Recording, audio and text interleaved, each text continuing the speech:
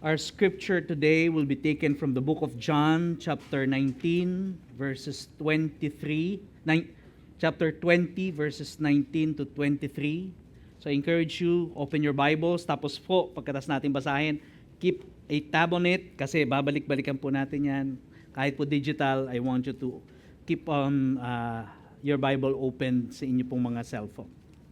Verse 19 and the following, it says, "On the evening of the day, the first day of the week, the doors being locked where the disciples were for fear of the Jews, Jesus came and stood among them and said to them, 'Peace be with you.' When he said this, he showed them his hands and his side. Then the disciples were glad when they saw the Lord. They said to them again, 'Peace be with you. As the Father has sent me, even so I am sending you.' And when he had said this, he breathed on them and said to them, 'Receive the Holy Spirit. If you forgive the sins of any, they are forgiven. If you withhold forgiveness from any, it is withheld.'" This is the word of the Lord. Let's pray. Lord God, we are grateful to you for once again, your word is a lamp unto our feet and a light unto our path. Lord, we pray that you will indeed illuminate us. You will indeed, God, help us to understand your word. Lord, we don't want to be in darkness. We don't want to walk, Lord God, like blinds, Lord. But what we want, Lord God, is that you will enlighten us, Lord God, with your power, with your glory, and with your Spirit. Father, thank you. We expect a word from you today. From each one of us, Lord, we want to bring you honor. We want to bring you glory. In Jesus' name, this we pray. And everyone say, Amen, amen and amen. Batiin nyo nga po yung katabi nyo muna. Sabihin mo, excited ako. Magkasasalita si Lord sa'yo.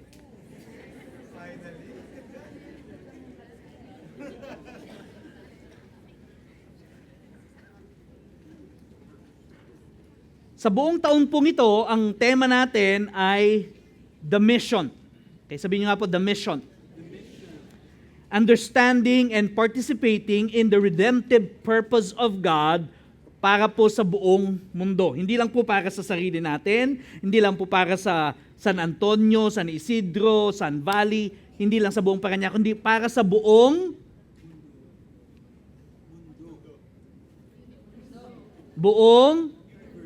mundo. Okay. We have talked about the love of the Father in the first week. Kaya yung verse natin, "For God so loved the world that He gave His only begotten Son." Last week naman po, we have talked about, so yan in first week, last week naman, we have talked about the sacrifice of the Son of God, the centrality of the cross in the overall mission of God. Ano ba yung role ng sacrifice of the Son? And today, we're talking about the connection of the Holy Spirit doon naman po sa mission ng ating Diyos. No? And this shows us the unity of the Trinity.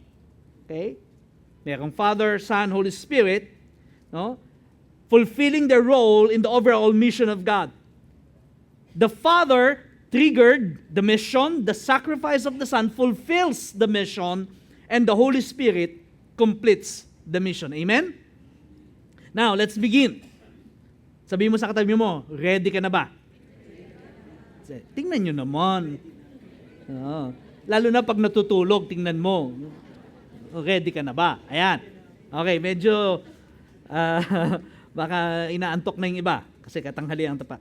Doon po sa text na binasa natin kanina, Jesus, He is just resurrected from the grave. At siya po'y kinatagpo niya ang kanyang mga disipulo na puno ng takot. Sabi ng mga matatanda, sakbibi ng takot. Yan. No? So, yung mga kabataan, at least may matutunan naman kayong mga malalalim na Tagalog kahit paano. Narinig nyo na ho ba yun? Sino nakarinig na yung sakbibi ng takot? O saktatay na lang? Yan po ang term noon ng mga matatanda, sakbibi ng takot. Okay. Sino nga ba naman ho ang hindi matatakot? They thought Jesus died, never to see Him again. Ang akala nila, they hoped for nothing. Yung mga pangarap nila, yung mga gusto nila dating mangyari, they were all crushed and they thought that all their time with Jesus was all for nothing. They saw Him crucified on a Roman cross. Some of them saw Him habang po siya inililibing sa isang borrowed tomb. Sabi niyo nga po, borrowed tomb. Now, let me explain and say something about this borrowed tomb. Do you honestly believe that you will borrow something you intend to keep? Siguro yung mga hindi Christian, gano'n ano. Pero pagka Christian ka, you don't borrow something that you intend to keep. Okay? The tomb of Jesus was a borrowed place, never a permanent address. Yet it was untouched, it was a rich man's tomb. Bago po yun. Okay?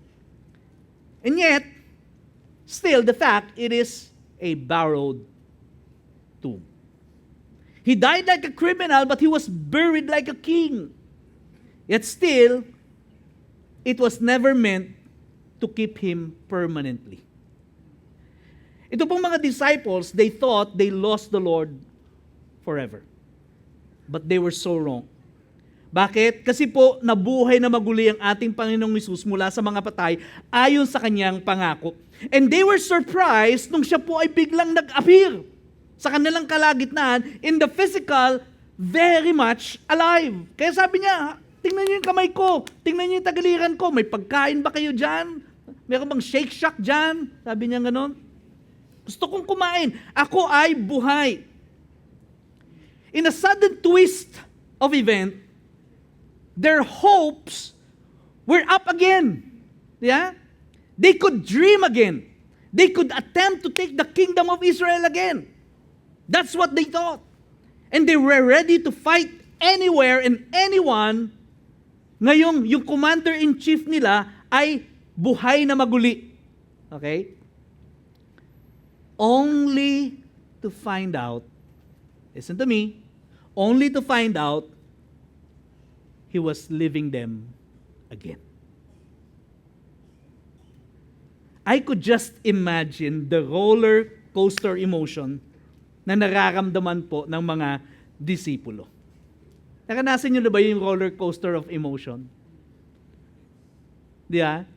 Yung nanalo ka, tapos tuwa ka, tapos magkano makukuha ko? Wala. Akala ko mababayaran ko na utang ko. O kaya naman dumating yung minamahal mo, only to find out, aalis din pala. Parang, roller coaster of emotion. No wonder, the very first words of Jesus to them is, peace. Sabi ng mga Korean, love ba yan, love? Peace. Sa atin ganyan, peace. Sabi ng Psalm 46 verse 10, be still and know that I am God. Peace. Be still. Sabi mo sa katabi mo, be still. Hindi be sleep. Okay? Be still. Okay? Awake, but be still. Sabi ng mga kabataan, kalma lang. Yeah? And He said it twice. No? So peace, twice. Sinabi niya, hindi lang po isang beses, dalawang beses. First, nung na-shock sila, nung makita sila for the very first time. Siyempre, alam mo, patay biglang nabuhay mo, sabi niya, peace. Kalma lang kayo. And then for the second time, He said again, peace. Sinabi ni Jesus, bakit? Kasi, alam niya na yung susunod nilang sasabihin would make them panic. Kaya sinabi niya, peace. Inihahanda niya yung mga disciple niya doon sa shocking event o sa shocking truth na sasabihin niya. Sabi po sa verse 21, okay, buklatin po natin ating mga Bible. Verse 21, Ano sabi niya? Jesus said to them again, "Peace be with you. As the Father has sent me, even so I am sending you." Okay? Sabi niya, akala nila, magkakasama sila. Sabi niya, hindi. I-send ko kayo. Peace. As the Father has sent me, so I am sending you. Wait a minute, Lord. Huh? Are you not going to stay with us? Hindi ba magiging together again tayo until thy kingdom come? What do you mean, Lord, I am sending you? Oo nga po. Ano nga ba talaga ibig sabihin ni Jesus nung sinabi niya sa kanyang mga disipulo, I am sending you? What does He mean to us? Sa atin po, na nasa Paranaque ngayon, kapag sinasabi ni Lord sa atin o naririnig natin si Lord na nangungusap sa atin, sinasabi niya, I am sending you. What does it mean? Now, let me explain. Nung namatay po si Jesus sa isang Roman cross at siya po'y nailibing sa isang borrowed tomb, they thought it was all over. No more. Okay? Wala na. Ano sabi sa Bisaya, bro? Wa nagyud. No? Wa nagyud. Awa din, sabi ng mga Ilocano. No? Ang sabi ng mga Pangasinense, ang gapula. Okay? Sabi ng kapitbahay, ang gapote. But just like our song says, He turns dead ends into doorways. Yeah? You see, tingin kayo sa akin. Sometimes, all our seemingly setbacks, they're actually just a pivot. Alam niyo yung pivot? Yung kapag sa mga nagbabasketball, alam ito, yung may pivot foot. Yung isang nakatanim, yun ang ginagamit pang ikot. Okay? Pivot. It's not actually a setback, but it's a pivot. The cross was not a lock that sealed their hopes. Rather, ito po ay isang hinge. Alam niyo yung hinge sa Tagalog? Bisagra. Okay? Sa pintuan. Hinge lang po siya that would turn their desperation into joy. Yung borrowed tomb po, ganun lang siya talaga. Borrowed lang. Okay? Hindi siya permanente. You never borrow something you intend to keep. Kaya pinilibing si Jesus sa isang borrowed tomb, kasi sabi niya, hindi naman ako forever dito eh. Do you agree? Kaya hindi siya kumuha ng St. Peter's plan. Okay? Borrowed lang. Okay? Yung tomb po kasi, temporary location lang ni Jesus. After 3 days, aalis na siya. Para lang po yung closet sa Narnia. Alam niyo yung sinakapanood po ng Narnia. Okay? Once na nabuksan po yung closet, it ushers you into a whole new world of possibilities. Parang ganyan.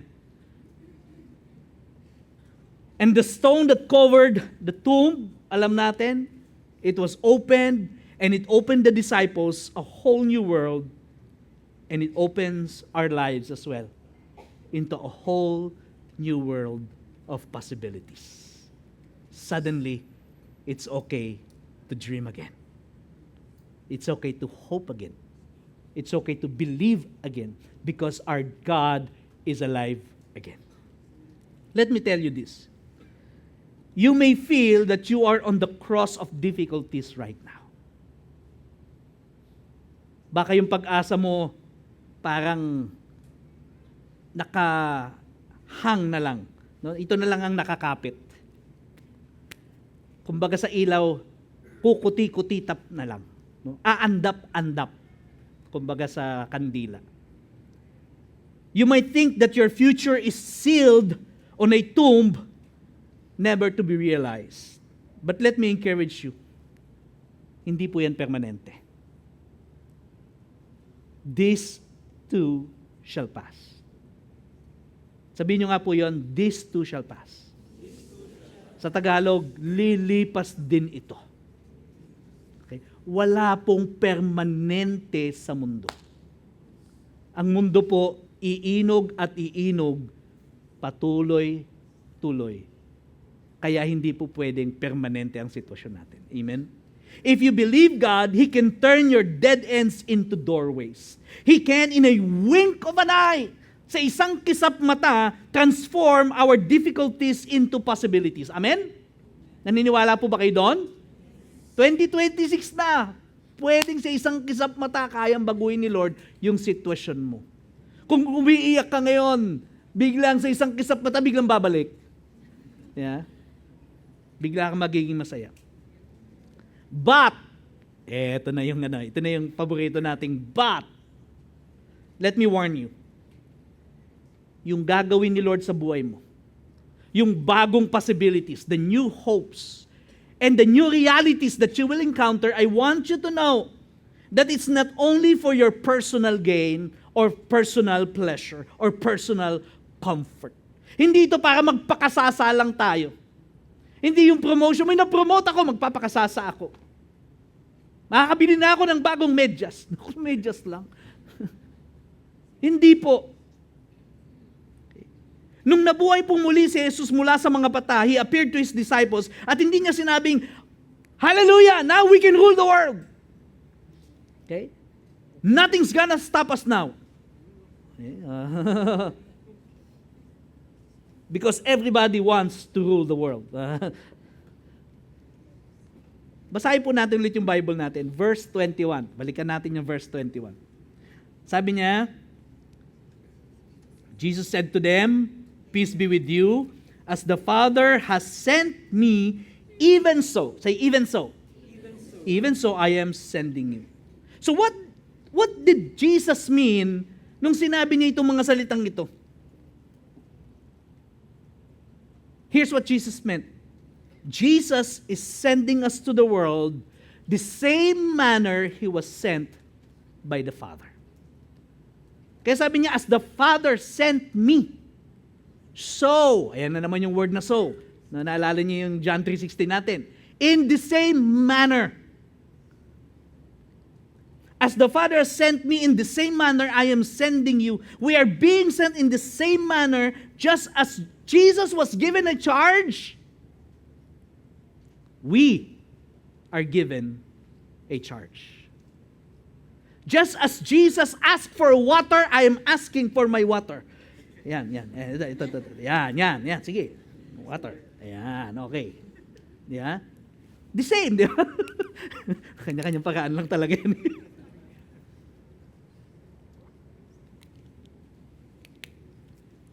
Thank you.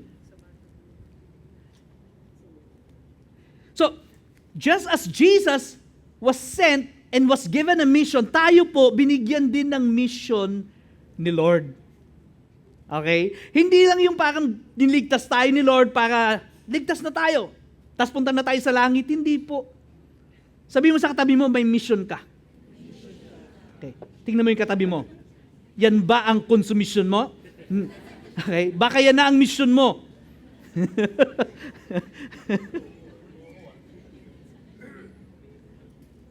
Luke chapter 4, verses 18 and 19, it says, si Lord po itong nagko-quote, but He quoted this from Isaiah. Sabi niya, the Spirit of the Lord is upon me because He has anointed me to proclaim good news to the poor. He sent me to proclaim liberty to the captives and recovering of sight to the blind, to set at liberty those who are oppressed, to proclaim the good news, the year of the Lord's favor. Verse 19. So yan po yung charge ni Lord sa kanya. Okay. Mark 16, verse 15 to 18. And He said to them, go into all the world, proclaim the gospel to the whole creation. Ito na ngayon yung sinasabi niya. Ito na yung charge sa atin ni Lord. Sabi niya, go into all the world, proclaim the gospel to the whole creation. Whoever believes and is baptized will be saved, but whoever does not believe will be condemned. Say condemned. And these signs will accompany those who believe in my name. They will cast out demons. They will speak in new tongues. They will pick up serpents with their hands. And if they drink any deadly poison, it will not hurt them. They will lay hands lay their hands on the sick, and they will recover. Totoo ito noon, hanggang ngayon, totoo pa rin ito. Kung kaya nyo panampalatayanan. Alright? Matthew chapter 28, 18 to 20, in another way of telling us what is our mission, what is the charge to us. And Jesus came and said to them, all authority in heaven and on earth has been given to me. Go therefore and make disciples of all nations, baptizing them in the name of the Father and of the Son and of the Holy Spirit, teaching them to observe all that I have commanded you. And behold, I am with you always to the ends of the age. So yun po, isinend tayo ni Lord kung paano siya sinend din. May mission, may charge, pero hindi lang po yun. I want you to know, as Jesus was sent with inherent danger on every side, tayo po, pinapadala din ni Lord, hindi in comfort, hindi yung laging safe. Actually, hindi. Sabi po sa Matthew chapter 10, verse 16, sabi niya, behold, I am sending you out as sheep in the midst of wolves, so be wise as serpents and innocent as doves. Kaakibat po ng ating misyon, siyempre may pagpapala pag sumunod tayo, pero kasama po dun yung danger. Minsan iinsultuhin tayo, minsan i-discriminate tayo, minsan ipe-persecute tayo. Yung mga unang disciples po, sila Peter kinulong, inaresto, kinulong, pinarusahan. Yung iba po pinatay. At hindi lang po yan pang New Testament, dahil hanggang ngayon, sa maraming bansa, lalo na po ngayon sa Africa, Republic of Congo, sa Nigeria, pinapatay po ang mga Kristiyano. Sa Iran, they're giving their lives for the Lord. They're like sheep among wolves.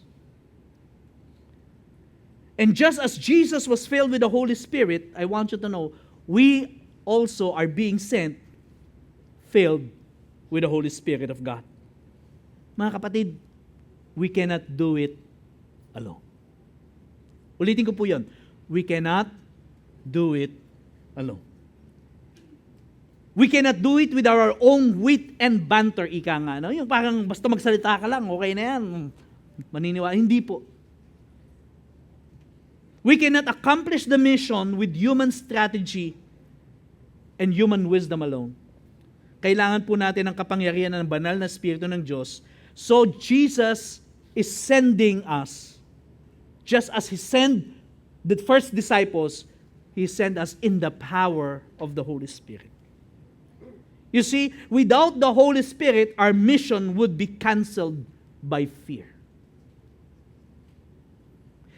Without the Holy Spirit, our mission would be canceled by fear. No wonder, nung ginirit po ni Jesus yung kanyang mga disciples, sabi niya, peace, and then He breathed upon them the Holy Spirit. Okay?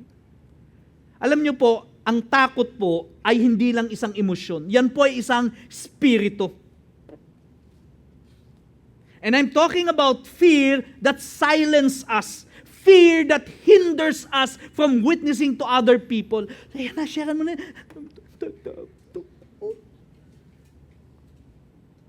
Nakanasan nyo na ba yan? Yung alam mo, meron ng topic si Lord sa'yo, sharean mo na yan. Sabi po ng libro ni, I forgot the author, sabi niya, it's a walk across the room. Sinasabi niya na yung sharean mo, usually, nandyan lang, katapat mo lang, hahakbang ka lang. Tapos alam mo, tinatapik ka na ni Lord. Lapitan mo na.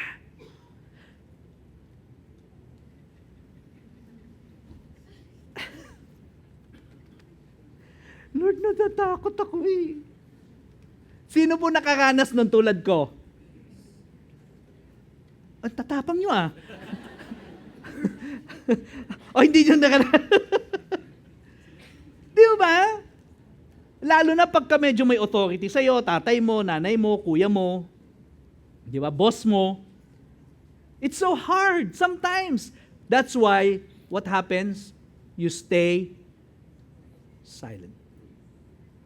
Because fear will silence us. It will hinder us from witnessing to other people. Fear that deceive us into believing, baka wala namang kasing maniwala pag nag-share ako. Baka hindi sila maniwala sa akin. Yeah? Baka walang makinig, baka ma-reject ako.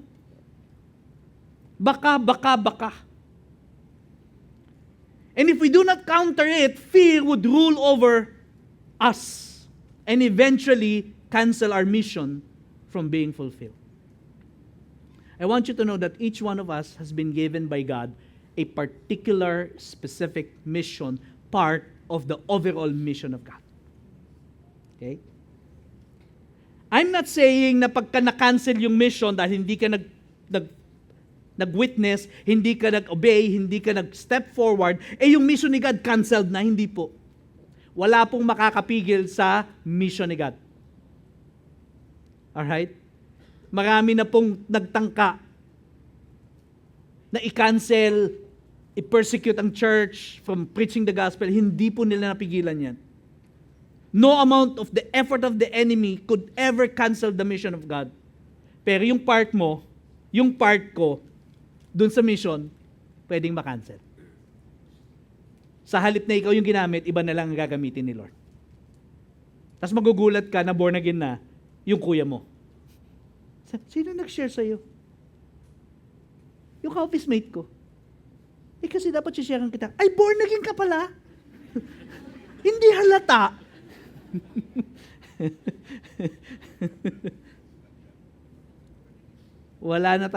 Mawawala yung participation natin dun sa mission. No wonder we need the power of the Holy Spirit. Why? Because without the Holy Spirit, our mission would be powerless. Without the Holy Spirit in this church, without the Holy Spirit empowering our mission in this church, powerless po yan. We may have the right programs, we may have the best facilities. Hindi dito nagpapasalamat kayo, magandang facility natin. Yeah? Salamat po sa pagpapala ni Lord. Napakaganda po ng binigay ni Lord sa atin na facility. We may have the best preachers mula sa 9, 11, 2, 5, soon magkakaroon tayo ng 1 and 3. Eventually, yeah. We may even know by heart bawat part ng gospel at alam mo talagang ipasok lagi yung gospel. But without the Holy Spirit, we can only have dry witness. A lame effort to do the mission of God. And we may have some harvest like raindrops on summer, pero ganun lang siya. We may have little success here and there, pero alam niyo po, pagkasama natin ang banal na Espiritu ng Panginoon, if the Holy Spirit is our partner in our mission, ito man po ay personal o communal bilang isang iglesia, mas malaki pong harvest ang ating makikita.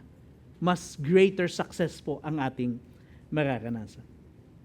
Alam niyo po, we are really humbled at this point na yung mga campuses po, okay? Yan po mga nakikita niyo mga pangalan ng mga campuses na yan. At marami pa pong iba. Dati po yan po yung nagre-reject sa atin. Ayaw nila papasukin ng mga campus missionaries. Nakikita pa lang yung anino nila, talagang ginaganon na sila.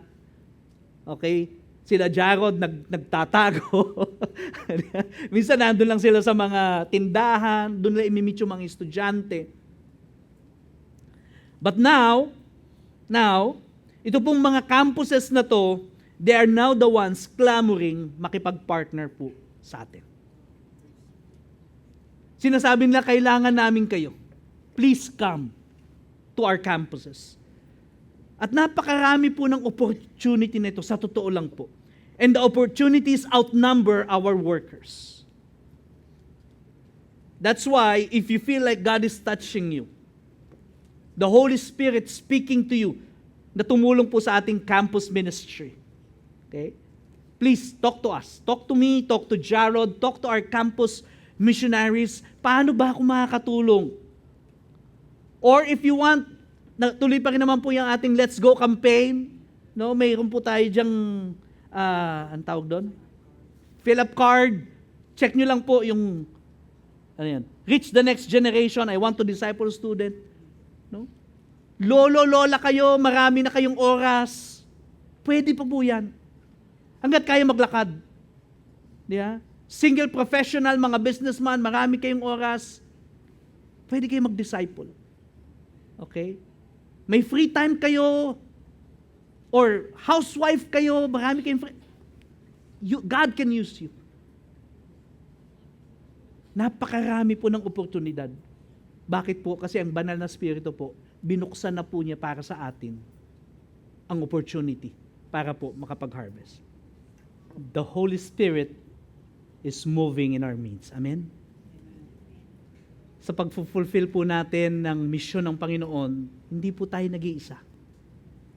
Kasama po natin ang Panginoon. Therefore, having said that, and having watched the video, may kukonclude po natin that the Holy Spirit is essential, not optional, for our mission. No wonder Jesus breathed first His Holy Spirit sa kanyang mga disciples bago po niya i-send out yung mga disciples. Ito po yung tinatawag natin the initial empowering of the Holy Spirit sa kanyang mga disipulo. Because afterwards, He would tell them, before ascending to heaven, sabi niya sa Luke 24 verse 49, "Behold, I am sending you the promise of my Father upon you, but stay in the city." Sabi niya, sinesend ko kayo, pero hintay lang. Okay? Kalma lang muna kayo, hintay muna kayo dyan sa Jerusalem until you are clothed with power from on high. Acts 1:8, sabi niya, "But you will receive power when the Holy Spirit has come upon you, and you will be my witnesses in Jerusalem, in all Judea, Samaria, and to the ends of the earth." Kung paano pong isinugo, pinadala ni Jesus ang mga disipulo.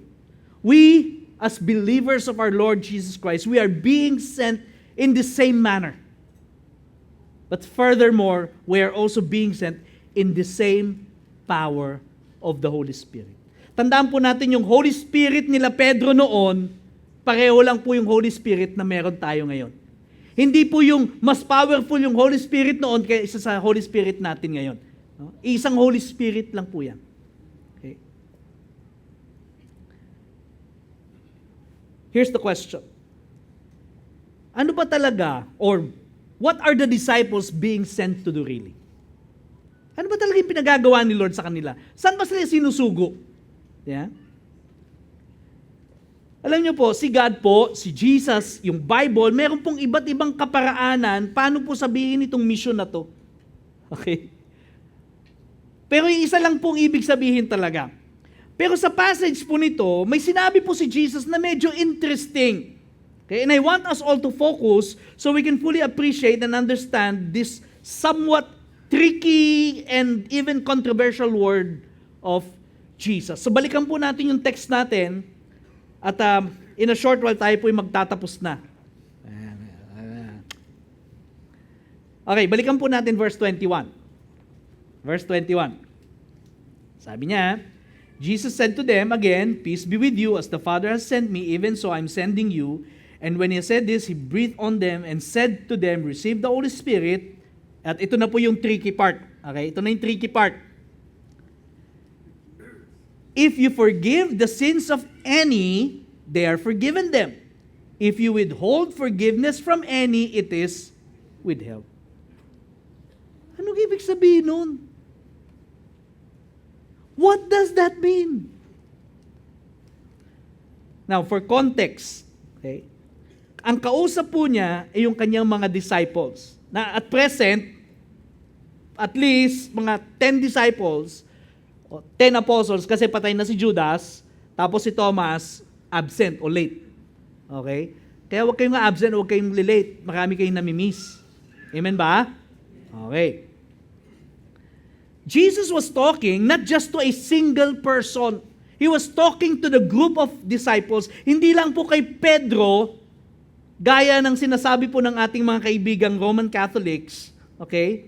You see this verse, ito po yung primary basis ng kanilang theology about confession to the priest and yung subsequent forgiveness na ibinibigay naman po ng priest. Okay? Naranasan naman po natin siguro yan na tayo po yung nangumpisal. Sino dito nakapagkumpisal dati? Ilan lang kami? Tapos kahit yan, okay. Di ba? At dahil nga po yung paniniwala, nangungumpisal tayo. Kahit minsan paulit-ulit lang. No?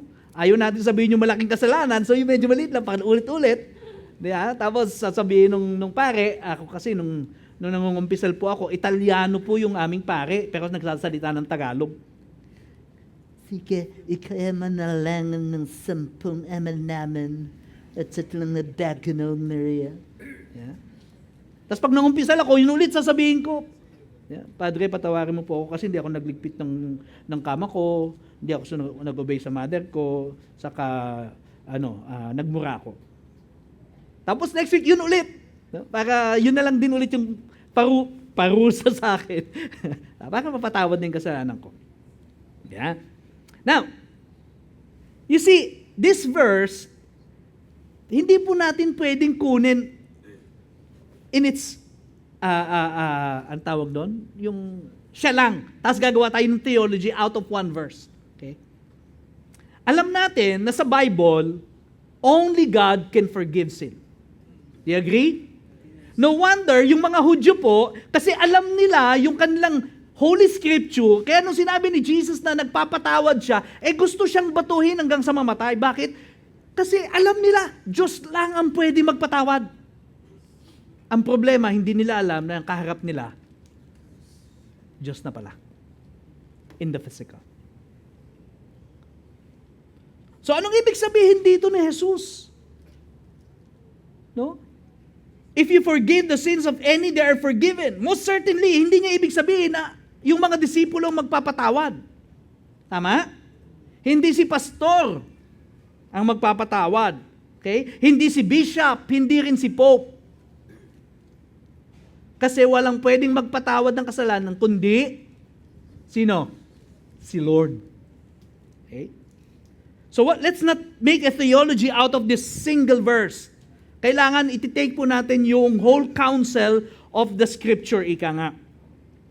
And most importantly, we have to consider the context. Sabi nyo nga po, context. So let's go back again sa text natin. Tingnan natin, ano ba yung context? Buklatin mo ulit yung Bible. Okay. Alam nyo, ang Bible, pag paulit-ulit yung binabasa, gumuguhit yan sa puso natin, sa isip natin. Kaya wag ko kayong manghinawang basahin. Balikan natin. Verse 21, again. Jesus said to them, "Peace be with you.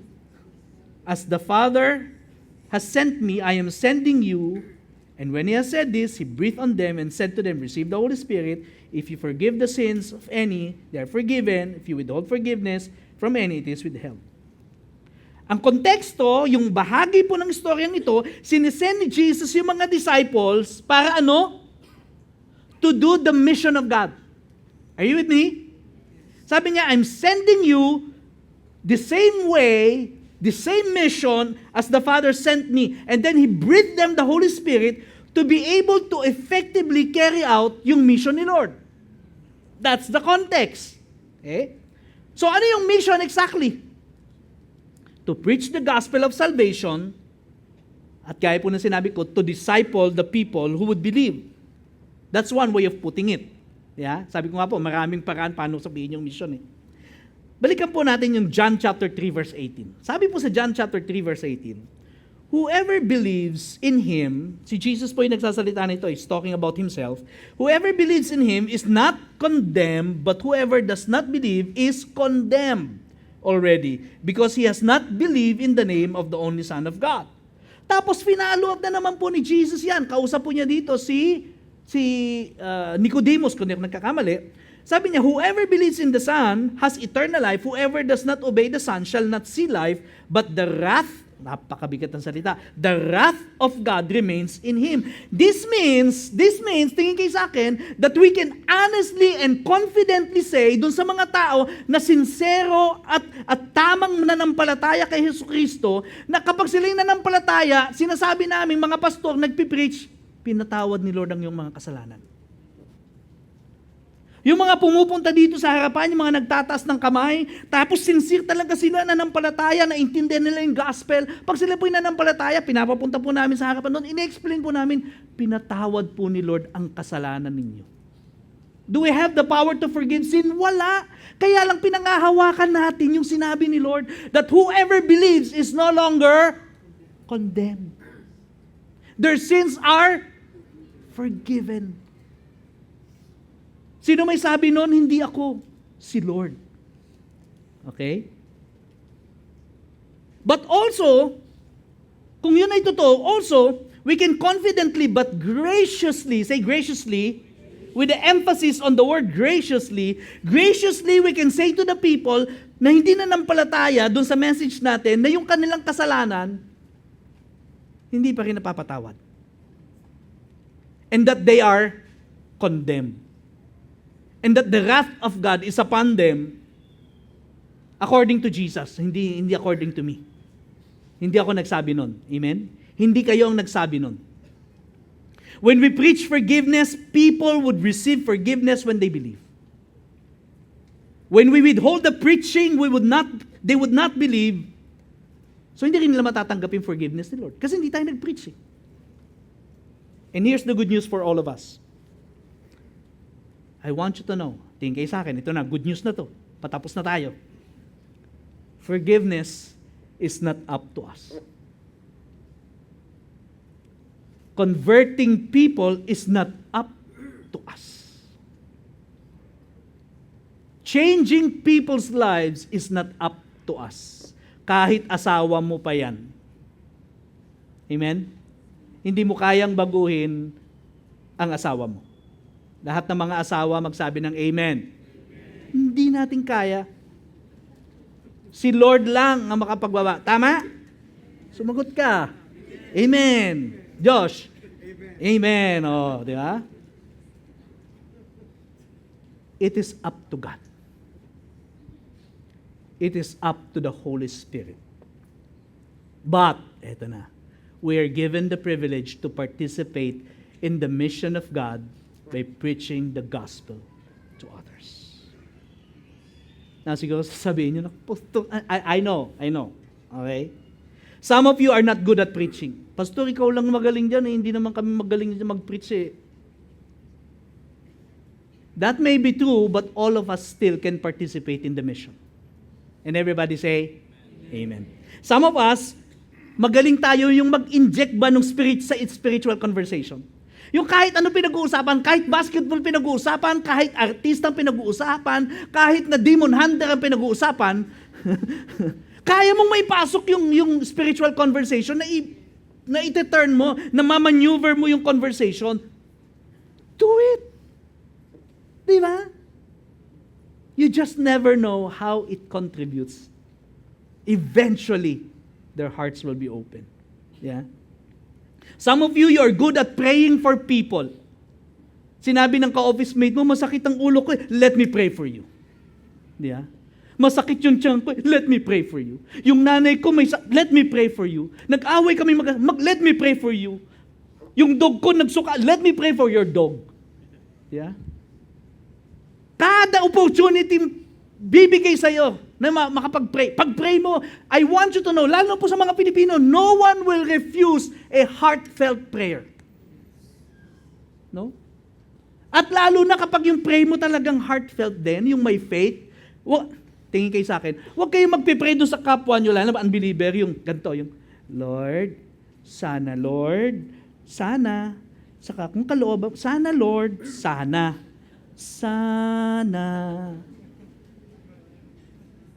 Ay lalo nang hindi maniniwala kay Lord yun. Bakit? Walang authority eh. Ha? Pag nag-pray kayo, kunin nyo na lahat ng mga verses na alam ninyo. May sakit yung nanay. Lord, sabi mo, for God so loved the world. Kahit yun nang alam mo. Diba? Bakit, Lord? For God so loved the world, He gave His only begotten Son. Lord, mahal mo kami, mahal mo nanay niya, kaya pagalingin mo. In Jesus' name, Amen. Di ba? Malungkot siya, wala siyang asawa, gusto niya hindi siya makapag-asawa. Lord, sabi mo, you will supply all our needs according to your riches and glory. Lord, pangangailangan niya, asawa, i-provide mo rin. Di ba yun? Sana, Lord, sana. Baka sabihin sa'yo, pwede ba wag na ikaw manalangin, ako na lang. Di ba? Time's up na. Ginaganahan pa ako eh. Sana mas mahaba pa. Sige na nga, tatapusin ko na nga. Amen. So, yung iba naman, ito yung iba magaling mag-invite sa church.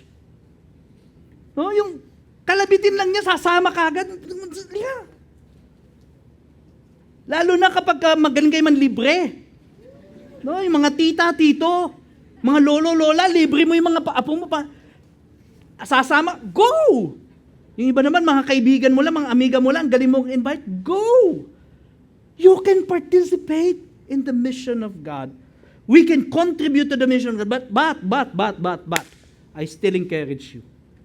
Huwag po kayong huminto doon. No? I-try po natin aralin paano ba talaga mag-share ng gospel. Kung di pa po kayo nawa one-to-one, magpa one-to-one kayo, tapos aralin nyo paano ginawa. Basta nyo paano ginawa sa inyo, tayo susunod kayo nang gagawa nun. One-to-one. Booklet po yun, hindi po yun basketball. Okay? Then do one-to-one to other people and then live the result to God. Preach the gospel and live the result to God. Amen? Remember this. Ito po ay trabaho ng Holy Spirit. Yung mag-convert, trabaho po ng Holy Spirit. Hindi po natin trabaho yan. We present the gospel and we live the result to God. Okay? May I call on our worship team? Kasi pinapahinto na ako.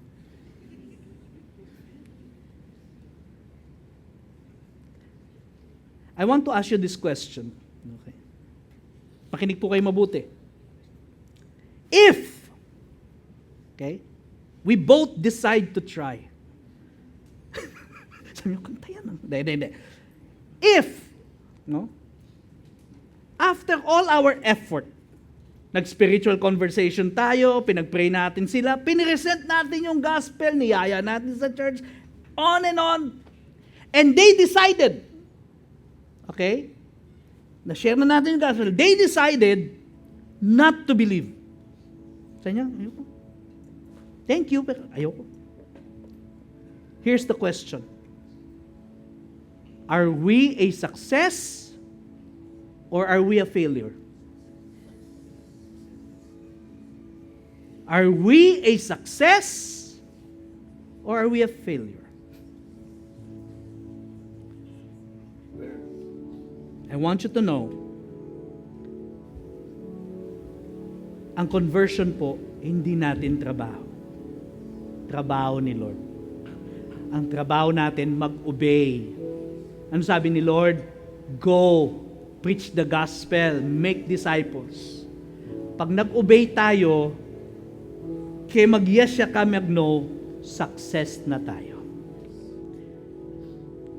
And I want you really to experience the joy of obeying in sharing the gospel, winning people to Jesus in one way or the other.